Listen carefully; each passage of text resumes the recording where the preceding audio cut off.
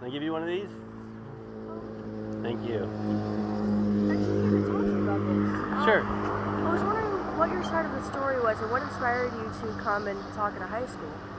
Well, I spent probably a year out in front of the abortion clinic watching high school girls go in, and it just broke my heart, you know. So I figured if I come to the high schools and they see it, they learn about it before, because basically they just learn that it's just a blob of cells. It's not really a human. It's not really a baby. And so if they get some literature and they read about it and think about it, that it is a life, it is a human, that they wouldn't do it. So, because by the time they go to the clinic, it's almost too late, you know, because they just kind of like hide their eyes and go in, and then they walk out kind of limping and sad, and you know, it's just heartbreaking. So that's why I wanted to go to the high schools. 1 out of 3 girls will have an abortion in their lifetime. It's the #1 cause of death in America. It's double that of heart disease. So it's like an epidemic problem that's hidden and covered up. So that's why I'm out in front of a high school. You know, well, what are your thoughts? Before I share my opinion, I wanted to ask you more about, I know that you mentioned children conceived in rape here several times. Oh wow, that's a picture. Yeah, like which one of these 2 kids is conceived in rape? Can you tell?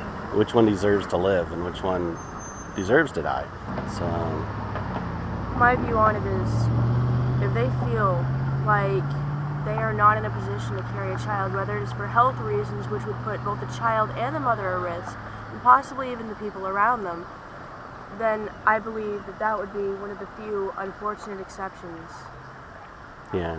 Well, I believe that in areas where having a child, even currently being pregnant with a child, would cause such a distress on her, the child, and the people around them. Another one of the most unfortunate circumstances, I believe, possible now in the United States. But I believe that we need to be there to support. Instead of coming and protesting against abortion, we should be going to abortion clinics and saying, I am so sorry that there is a situation in which you feel like you have to do this, which you feel like this life inside of you would not be able to survive if it were born, or that someone else might die in their place. I feel like instead of going around showing gruesome images of abortion, saying abortion is wrong, we should be going and thinking, yes, I personally disagree with it, but if I knew someone who needed to get an abortion, I would be there supporting them. I would be there patting them on the back and saying, it is totally okay. I will be here for you. The person who gave you the child in the first place would probably be there for you, if he's there at all anymore.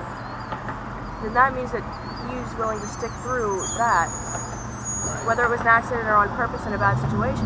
He's willing to stick through it. He will be there for you. Your family will be there for you. The community will be there for you. We need to be going and encouraging these people who think that they are in such a bad situation that they don't think that they can support a life, instead of going and sending out images and words that could be confused as hate. And I understand that you are completely against this, and I honor and acknowledge your opinion. And I honor and acknowledge your drive to share your opinion and enlighten others. But there are better, more encouraging, less confusable ways to go about this. And I just wanted to share that with you. Personally, as a believer in God, I believe that we need to love one another and support those in need, regardless of whether we disagree with them. For instance, if a Satanist had been beaten up on the side of the street, I wouldn't have walked by saying, oh, well, they didn't believe in God, they didn't want protection. I would have said, hey, are you okay? right. Are you okay? Do you need anything? Should I take you to a hospital? I know that is a very different example, but it's still... No, it's a perfect example. Exactly. It's a perfect example. I just feel like you sharing your beliefs, you sharing your opinion, could be better used in a more encouraging, less negative manner. Going to abortion clinics and seeing a person out saying, I am so sorry. I'm so sorry for the loss of the life, and I'm very sorry for your situation, but I'm here for you and I will be praying for you. Yeah, and just so you know, I do that. We have 4 foster kids that we're adopting from mothers that couldn't handle them. Fantastic. Okay, but here's the thing. Have you ever heard of C. Everest Koop? No, I haven't. He was a Surgeon General for the United States a few years back. He said that there has never been a case where a mother had to have an abortion to save her life. Didn't actually have to have the abortion, all right? So it's a fallacy, and he's a doctor, all right? So he knows more than I do. Yeah, but what happens is the abortion movement actually uses your argument, the one that you made, for the life of the mother, and 99.999% of the time there never has to be an abortion. But that's the excuse. They say it's for the well-being of the mother, which means psychological or any other means, you know. But I believe that every child is created in the image of God. Every child deserves life, liberty, and the pursuit of happiness. You know, every child has value and importance, you know. And you are completely right that our society is sick and doesn't support women. Absolutely. Doesn't support... And I think it begins with the disbelief in God, the questioning of the obvious creator. But yeah, I agree. So what we got is we got churches I don't everywhere. understand geometry. Some people might not understand something so much more complicated and wonderful. But we have churches on almost every corner. We have 10 big churches here in Little Elm, right? And there's one like right there. And do you know how many foster kids go to the Robertson School? How many? 3. Mine. All right. I mean, it's sad that we don't support women the way that they should be supported, you know, and, you know, that we treat women the way that they are treated, like sex objects. And when they get pregnant, you know, we tell them to go get an abortion, and it's easy to go get an abortion, you know. So I agree with you 100%. And I would take any child, and my friends would take, the abolitionist friends that I have would take any child if a woman wouldn't abort them. But usually at the abortion clinic, it's too late. They won't talk to you. You know, it's a done deal. So we bring this message out to town squares. I go to churches. I go to restaurants, and I'll hold this sign out in front of a restaurant and go, look, this is what our society accepts. This is what our society is okay with. You Christians have to pass by abortion clinics on your way to church. You know, like you can go to CVS or Walgreens or Walmart and buy an abortion pill where you can be, you know, weeks pregnant and take the pill, and it'll make the lining of your uterus shed and get rid of the baby. But another argument that I have is, for those people there are people out there who don't believe in God. It may be unfortunate, but there are those people out there. So they don't believe that God created each life. Right. So therefore they have far less of a motivation to keep and raise the child. But abortion clinics are going to remove the child in a safe way. If we shut down these abortion clinics and we leave these women to themselves, their boyfriends have a coat hanger. But there's no safe way to kill a baby. You know, mothers who have abortions, it stays with them their whole life. You know, it hurts them. I mean, someday you'll have the opportunity to be a mom, right? And you would die for your child. Imagine sacrificing it, because that's what happens. Say a girl here, last year I was told, a girl came up to me and said, you know what, I had 2 friends at this school that were pregnant, all right, and both of them were going to have an abortion, and both of them didn't, because I gave them your literature and I talked them out of it, you know, and I was holding the, you know, saying, look, this is what you're going to end up doing to your baby, you know, and they saw this and they walked by, and it's a great thing that they're, you know, some people construe my message as hate. Most people won't stop and talk to me, but this is what our city... We will or won't? Won't. Most people won't, you know? Absolutely, but what I like to do is I like to go, and if I disagree with somebody, I will hear their side of the story.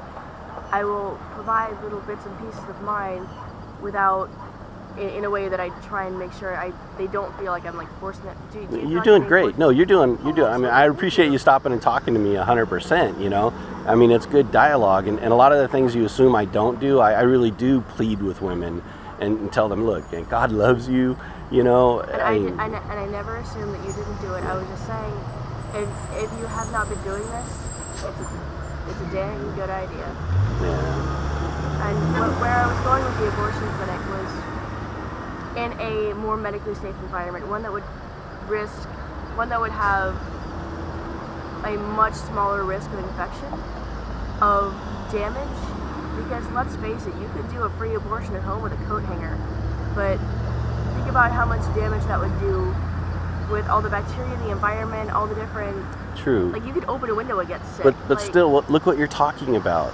I don't think you value these babies as much as God does, because... I don't think I value anything as much as God does, considering His love. Probably. But see, you want to provide a safe place to murder babies, where I'm saying there should be no place to murder babies.